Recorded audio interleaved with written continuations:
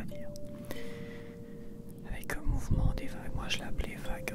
Voilà, c'est sur mon brouillon, je l'ai appelé ASMR vague.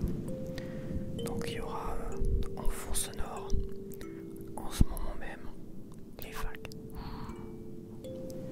Les vagues de la Normandie que j'ai recréées avec mes mains, avec my brain, mon cerveau. Donc je l'ai fait avec mes mains et avec la bonnette du Blue Yeti. Donc on est vraiment dans l'ASMR pur. Mais c'est vrai que j'aimerais bien retourner. J'avais dit que je ferais des ASMR nature, mais tourner avec mon iPhone, c'est la forme d'iPhone. C'est pas un iPhone, tourner avec mon smartphone. La vidéo est pas terrible du tout. Et mon iPad, la vidéo est très très bien, mais l'iPad mini, même s'il est petit, c'est pas très pratique du tout en fait. Il faudrait tenir le micro dans une main, l'iPad dans l'autre, et c'est très compliqué. Donc il faudrait que j'ai un iPhone, un truc comme ça, pour vraiment faire des petites vidéos extérieures. Et il y a des vidéos comme ça détente, on voit quelqu'un qui se balade dans les villes, généralement le matin quand il n'y a pas grand monde ou le soir. Ça peut être New York qui voyage beaucoup dans le monde. Je crois que c'est normandique, ambiance, un truc comme ça, et c'est vraiment magique, ces petits moments. Il y a quelqu'un qui se balade dans des villes, c'est au Japon, c'est en Norvège, c'est en Suisse, il se balade 1 heure, 2 heures comme ça dans une ville le matin de bonne heure, ou comme je dis le soir très tard, quand il n'y a pas trop de monde. Et il enregistre l'ambiance visuelle d'une balade et l'ambiance sonore. Ça, c'est des trucs que j'aimerais bien faire. Mais le gars, il a, je crois, un appareil photo genre Sony, un truc comme ça, qui vaut peut-être 2000, 3000, 4000 euros. Je suis pas encore, on va dire, c'est pas encore dans mon budget. Déjà 4000 euros, c'est dur. Donc voilà. Mais vous inquiétez pas, je joue au loto. Je joue au loto et un jour, je pourrai enfin. Donc là, j'attends le miracle de Noël du loto. Le miracle de Noël du loto pour qu'il me fasse gagner le loto, mais je pense pas être le seul. Voilà. Mais je joue, de toute façon, comme je dis, il faut pas jouer à la démesure, il faut toujours faire attention, quoi. Voilà, je vais essayer de jouer. J'essaie depuis quelques temps comme de jouer que 2 numéros de loto par semaine. Alors je tente un peu l'euro million, l'euro dream maintenant qui est tout nouveau, et le loto. Le loto et l'euro dream, on est à une chance sur 19 millions de gagner. Et l'euro million, je crois que c'est une chance sur 39 millions de gagner. Une chance sur 39 millions, c'est vrai que c'est des beaucoup plus grosses sommes d'argent. L'euro dream, c'est 20 000 euros tous les mois pendant 30 ans, donc ça te garantit pendant 30 ans d'être peinard, mais tu dois mettre de côté, quoi. Tu veux te payer une baraque, tu dois te mettre de côté. Bon, ça te laisse le temps de voir, mais ça te garantit aussi de pas tout cramer, voilà. Et t'es pas forcément obligé de partager, quoi, en fait. Quand t'as une grosse somme d'argent d'un coup, genre l'euro dream sur 30 ans, ça fait à peu près 8 millions d'euros, j'ai compté un peu moins. Donc un peu moins de 8 millions d'euros. Si tu as 8 millions d'euros d'un coup, t'es un peu embêté, tu dis bon, bah, je vais peut-être partager. Si tu partages, si tu partages, les impôts vont prendre, je crois, 50-60% dessus. Donc c'est un partage qui est pas terrible, quoi. Sur 4 millions d'euros, tu partages 4 millions d'euros avec ta famille. Il y a 2 millions d'euros qui vont aller dans les poches de l'État. Voilà. Alors que toi, si tu te gardes sur ton compte courant les 8 millions d'euros, tu payes pas d'impôt dessus. Ce qui est normal aussi, quoi. Mais si tu donnes à ta famille, si tu partages à ta famille, avec ta famille, tout ça, l'État passe dedans et bim, il te prend 50-60%. Je crois que, à part si c'est un enfant, ça va être 40%, je sais plus. Mais je sais que au-dessus de 90 000 euros de dons, au moins pour les enfants, c'était comme ça avec mon père. Tu payes pas d'impôt, mais au-dessus,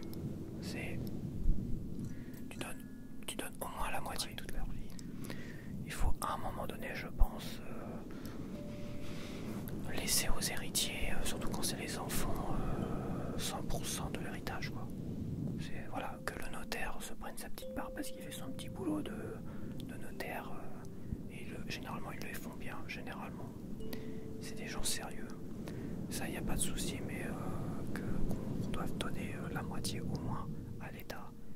Je trouve que c'est du vol pur et dur. Ça devrait être interdit, mais bon, c'est comme ça. Je pense que comme il y a de l'abus là-dessus. Voilà. Et ceux qui sont touchés, c'est pas forcément les familles riches, ni les familles pauvres. C'est généralement les familles modestes qui quand même ont réussi à mettre de l'argent de côté, à pouvoir se payer quelque chose dans leur vie, et qui à un moment donné aimeraient bien donner tout ça à leurs enfants, quoi. Et bah non, ça marche pas comme ça. Et quand tu donnes une maison, c'est pareil. C'est la valeur de la maison. C'est la valeur de la maison. Alors je pars... là je fais du blabla, je pars surtout, mais c'est pas grave. C'est la valeur de la maison qui compte, qui prime. Donc comme je disais, imagine tes parents ont payé leur maison, ils ont fait construire leur maison et tout ça. Ça leur a coûté 200 000 €. 150 000, 200 000 €, je pense que c'était à peu près... à l'époque, je sais pas, enfin disons 100 000, 150 000 €. Et qu'aujourd'hui leur maison vaut 500 000 € et que tu hérites de cette maison-là. Et bah c'est la valeur de la vente, la valeur réelle de la maison du moment où tu hérites de cette maison-là qui est pris en compte. Donc 500 000 €.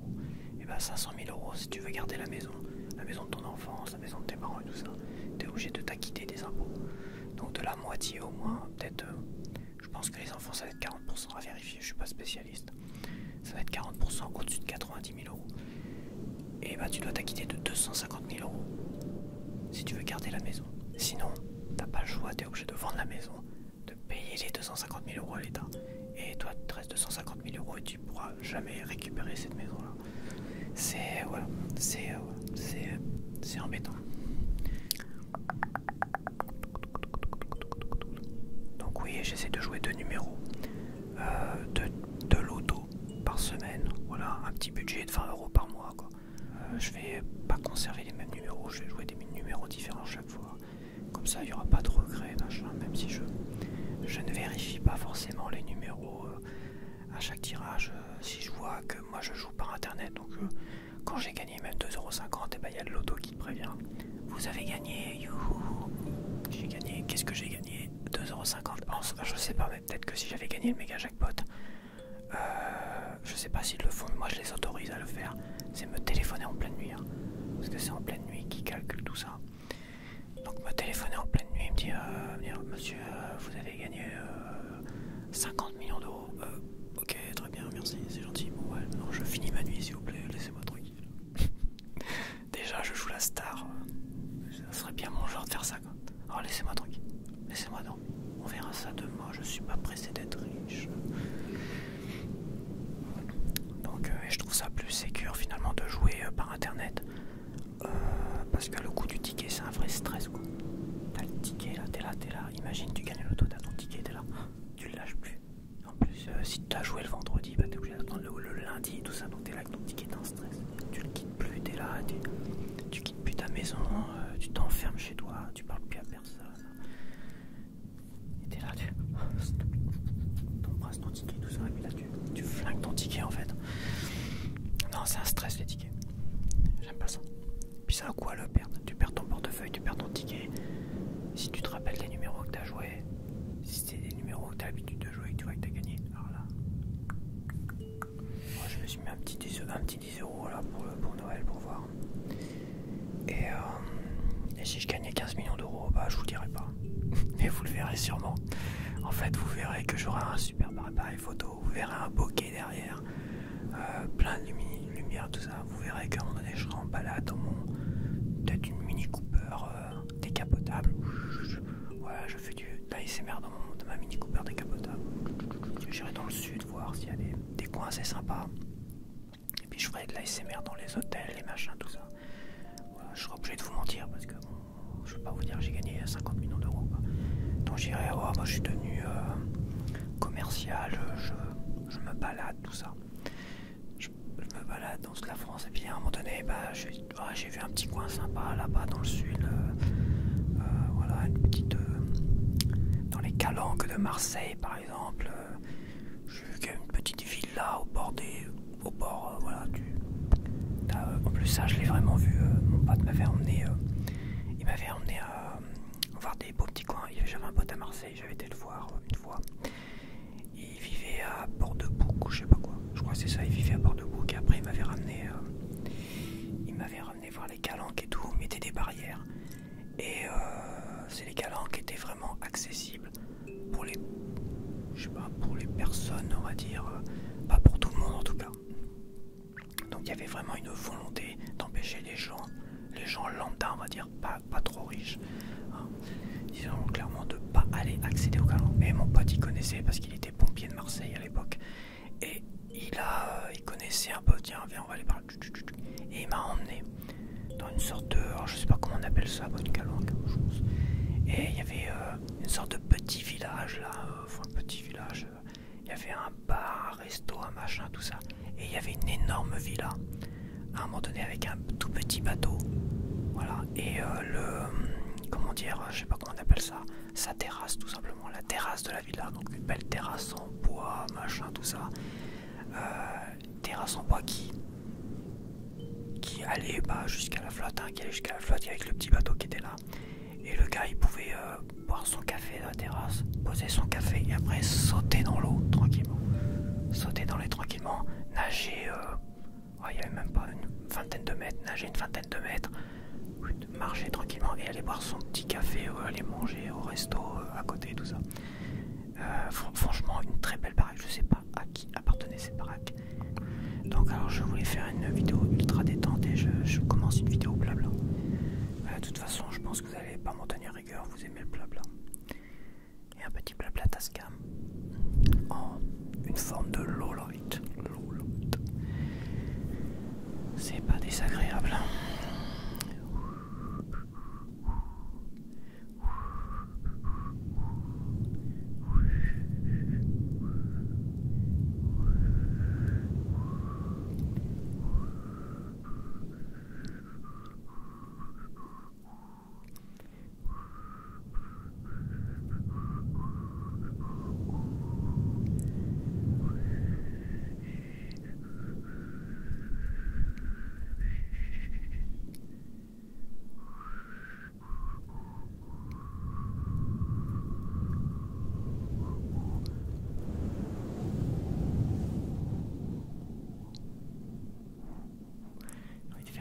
Incroyable.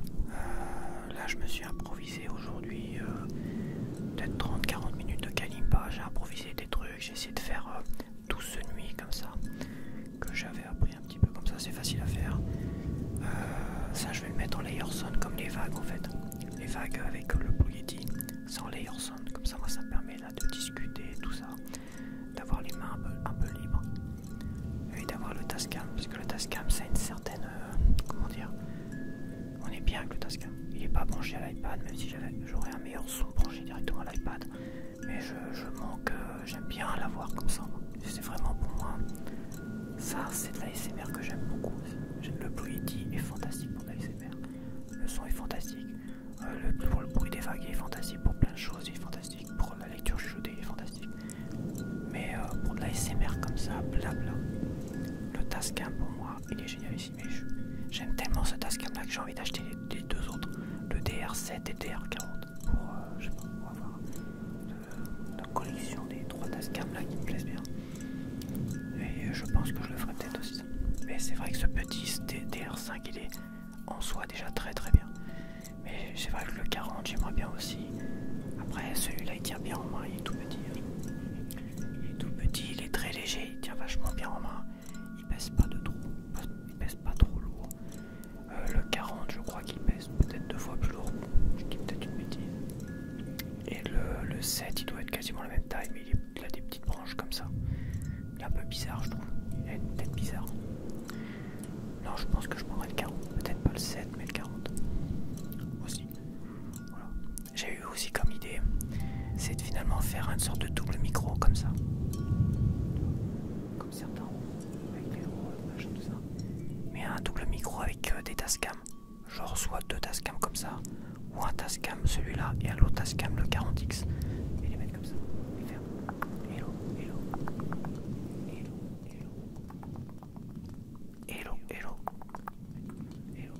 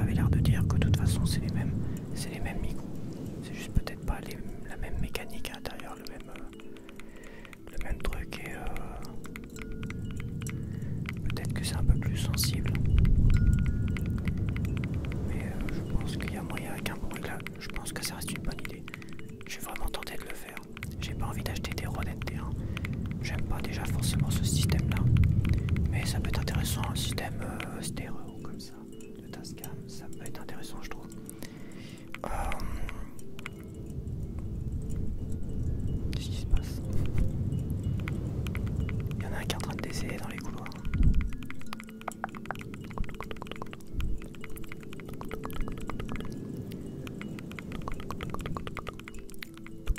Je vais peut-être vous montrer mon tasse, à quoi ressemble un Kalimba quand même. J'arrive. Voilà à quoi ressemble un Kalimba.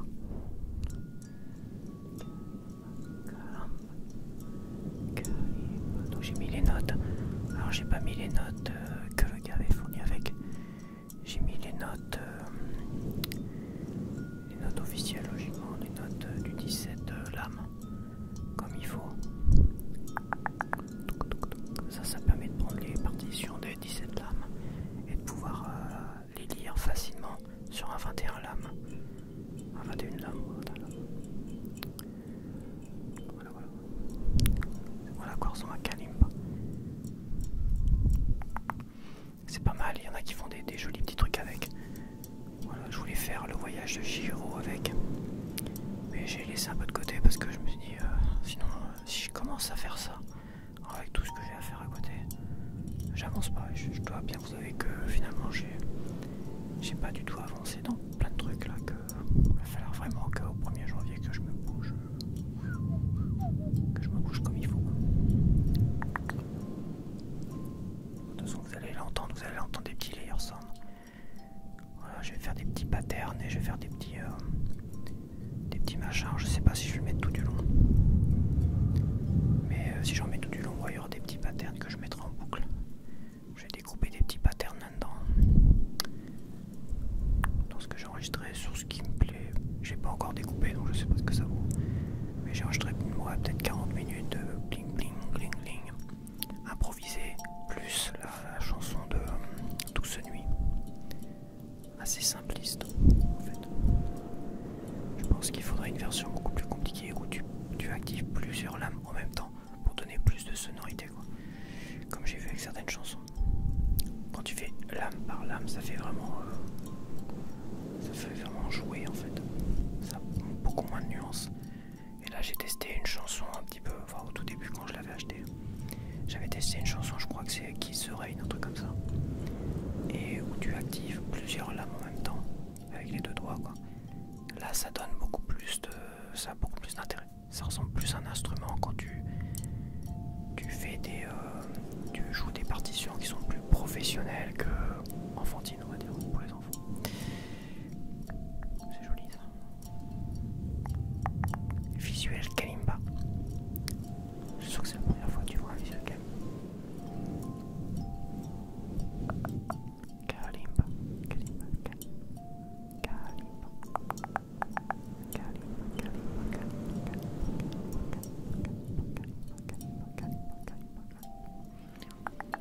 Ça fait une demi-heure que je blablate alors que j'avais prévu de faire des morations, du fest-touching comme ça. Alors je vais peut-être continuer sur du fest-touching. Pourquoi pas causer un petit peu de l'avenir. Là j'ai enregistré une vidéo du jour de l'an, hier.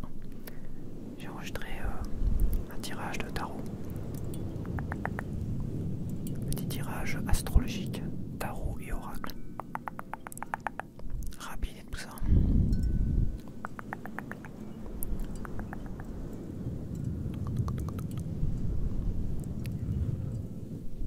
Que des conseils positifs. Que des conseils positifs.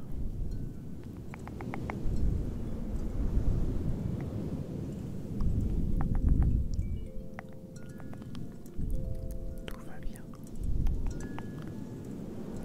Tout va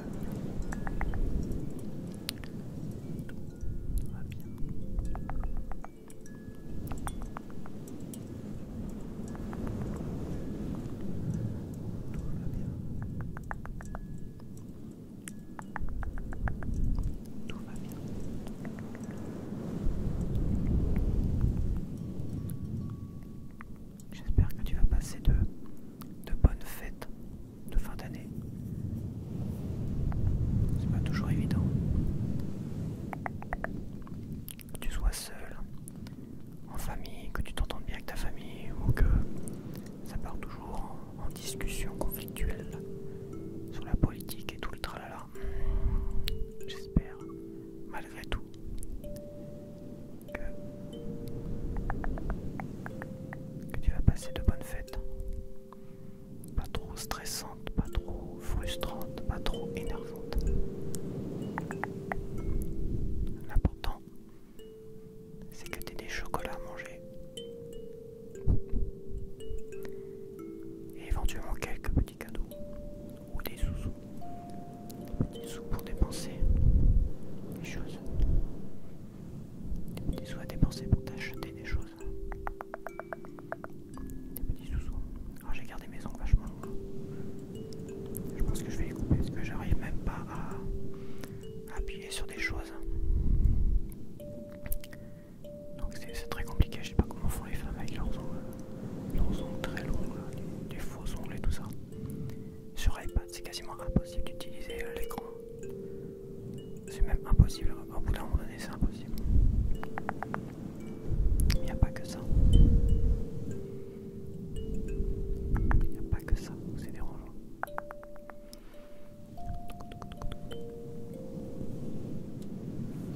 Donc on va attaquer l'année 2024.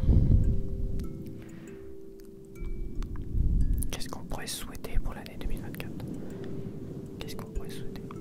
Alors logiquement, la vidéo précédente, c'est la vidéo de La vie est belle. Je vous conseille quand même de regarder l'analyse et tout ça, parce que c'est vrai que je parle beaucoup de bonheur, de machin et tout ça, de main tendue. Alors ce qu'on pourrait se conseiller en partant un peu sur cette vidéo là que j'ai réalisée, que j'ai enregistrée il y a quelques jours déjà, se dire que finalement il faut saisir les mains tendues, au moins au niveau affectif, pour ne pas avoir de regrets. Ne pas avoir de regrets de la vie déjà vécue. Si vous allez rencontrer des personnes, des histoires, vécu des histoires que vous allez apprécier, ça ne sert à rien de regretter, de se dire j'aimerais bien revenir en arrière, tout ça, d'avoir fait d'autres choix. Toujours faire Retour à le futur avec vous. Retour à le futur, mais revenir, disons, allez, à 14 ans, quand vous aviez 14 ans, mais en conservant finalement tout ce que vous avez accumulé dans votre tête au fil des années pour faire d'autres choix. Et qui s'est tenté d'améliorer sa vie, mais je pense que c'est un leurre aussi, ça, c'est un fantasme qui ne fonctionnera pas, parce que vous risquez de passer à côté de gens que vous avez vraiment appréciés, de choses que vous avez aussi appréciées, et qui sait, peut-être que ça se passera pas aussi bien que votre vie actuelle, parce que votre vie actuelle, vous êtes vivant là. Quand vous regardez ces vidéos, vous êtes vivant, peut-être qu'il va vous arriver des problèmes à vouloir absolument améliorer votre vie. Vous allez peut-être pousser un peu trop dans ce sens-là, avoir peut-être trop d'informations dans votre tête et faire encore des choix encore plus mauvais que ceux que vous avez fait. Donc ça sert à rien de regretter le passé. Je pense qu'il faut vivre le jour présent, carpe diem, comme dans le cercle des poètes disparus, carpe diem, vivre le jour présent et profiter, ne pas se soucier du lendemain. C'est un peu ça aujourd'hui. Alors, c'est vrai que carpe diem, c'est compliqué. Moi, ça fait un moment que j'entends carpe diem, depuis que je connais le cercle des poètes disparus déjà. Ça fait... j'ai dû avoir une petite dizaine d'années quand j'ai découvert le cercle des poètes disparus. Donc très très jeune. C'est un film qui m'a déjà inspiré énormément, c'est vrai. Il y a eu celui-là, Quand Harry rencontre Sally, par rapport à mes relations. Ça m'a vachement inspiré. Et il y a eu le cercle des poètes disparus par rapport à la philosophie de vie. Est-ce que toute ma vie a tourné sur ça? Disons que ça m'a inspiré. Après, la vie, il faut la prendre comme elle vient. Voilà, tu faire du mieux avec ce qu'on a. Ça, c'est dans Fruit Basket, ça. C'est la mère qui disait ça à Toru, à sa fille. Qui disait fais du mieux que tu peux à ton rythme. Voilà, c'est ça aussi, c'est un principe de vie. Faire du mieux que l'on peut avec ce qu'on a, avec la vie qu'on a, avec les moyens qu'on a. Ça peut être des moyens financiers ou des moyens psychologiques ou physiques. Hein. Je dirais, on n'est pas tous des gars super à l'aise ou des femmes super à l'aise dans nos relations, à causer tout ça dans la vie de tous les jours. Donc on fait du ce qu'on a, avec nos compétences actuelles, à notre rythme, sans trop nous prendre la tête, et vivre le jour présent sans se soucier trop du lendemain. C'est vrai moi j'ai tendance à le faire beaucoup moins aujourd'hui, mais c'est vrai que j'ai eu tendance énormément à soit me faire le film de ce qui peut arriver. J'ai un rendez-vous important et je me fais le film, et ça part toujours en freestyle dans le film, quoi. Comme si j'appréhendais énormément. Et d'une certaine manière, j'essaie de voir comment je peux réagir, qu'est-ce que je pourrais dire, tout ça. C'est une erreur absolue. Je m'en suis rendu compte, il y a assez longtemps, quand je voulais draguer une fille. D'ailleurs, la fille qui m'a mis le plus de râteaux au monde, celle-là. La fille qui m'a mis 4 ou 5, je sais plus. Il y a une fille qui m'a mis 4 ou 5 râteaux dans la tronche. Donc c'était pas une amie, mais c'était une amie d'amis qu'on voyait régulièrement, qu'on faisait des soirées, on sortait, tout ça. Et elle m'a mis 4 ou 5 râteaux monstrueux dans la vie. À un moment donné, elle vivait près de chez moi. Et on allait promener nos chiens ensemble.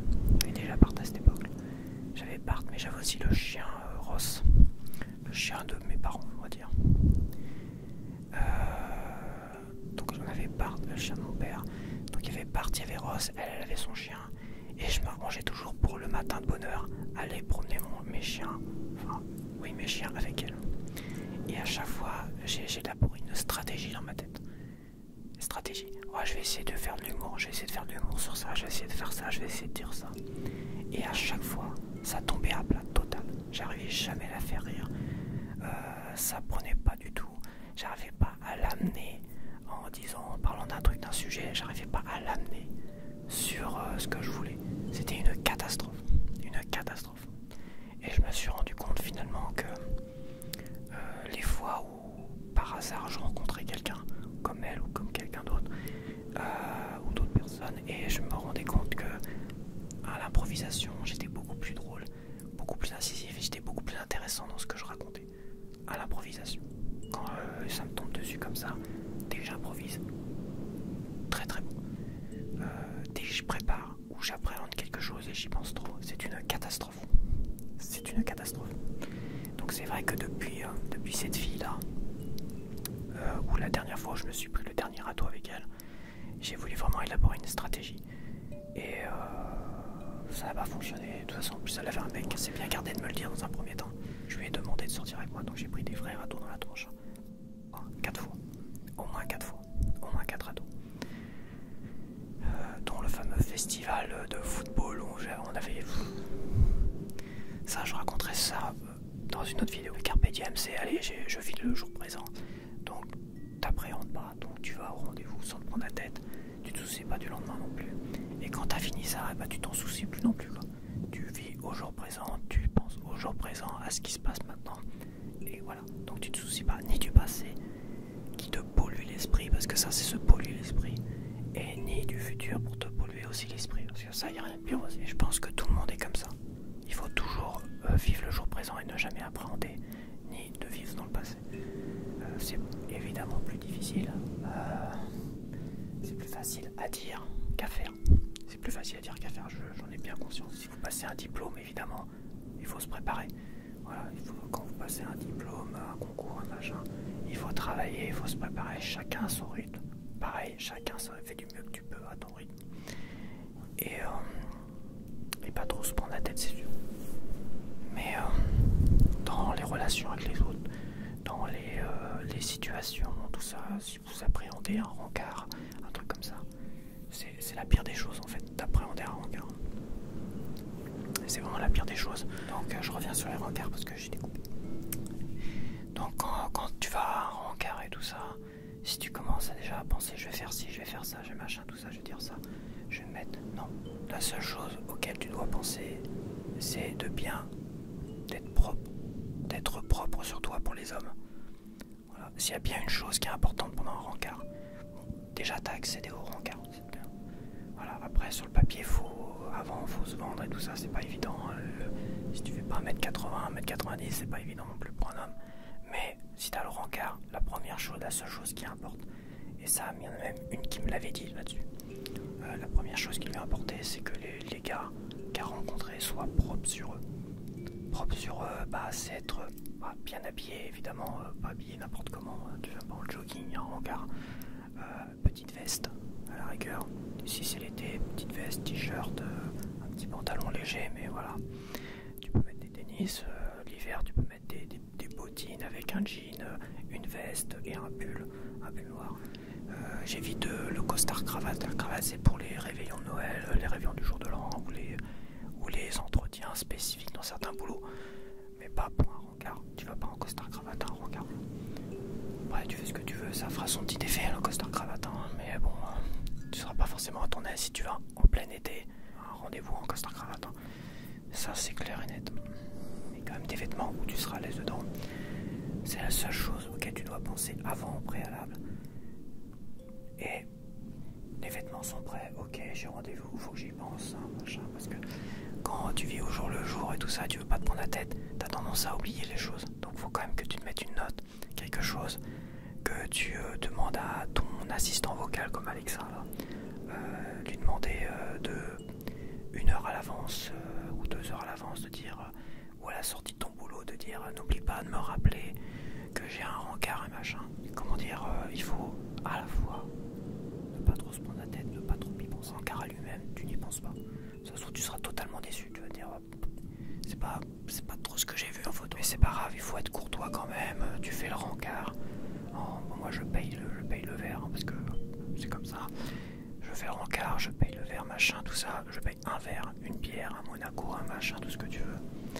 Des fois ça me coûte cher. Donc j'essaie de choisir un petit peu l'endroit.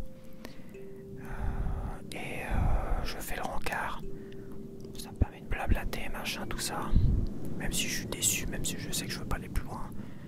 Et puis après, je prends comme prétexte que j'ai autre chose à faire et je vais faire autre chose. Je m'en vais. C'est pas toujours évident parce que quand tu vois qu'elles ont envie d'aller plus loin, c'est pas toujours évident. T'as pas envie d'être grossier, et puis à la fois, t'es grossier quand même à un moment donné parce que t'as envie de te carapater. Donc,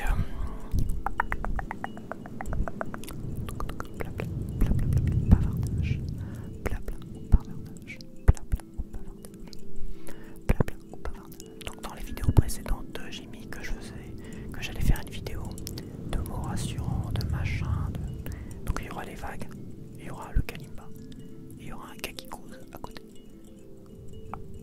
Pas forcément un gars qui rassure.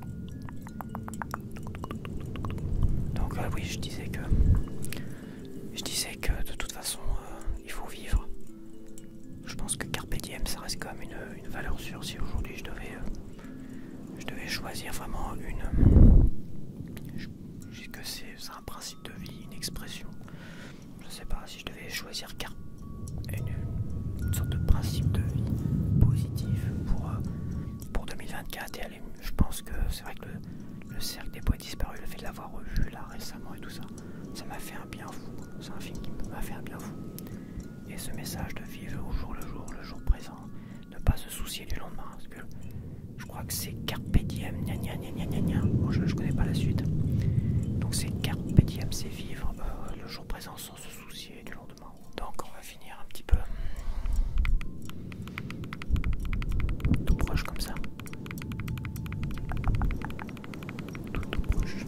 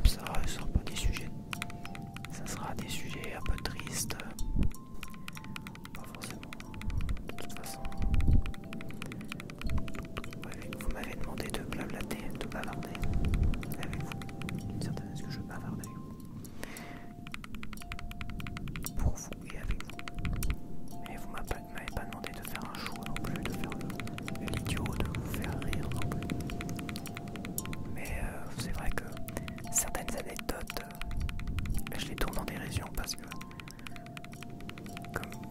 comme le fameux festival de football, les 3 jours de football, pour moi j'ai vécu, j'en garde pas un bon souvenir en soi, je dirais, c'était très difficile, mais je suis persuadé que quand je vais le raconter ça va être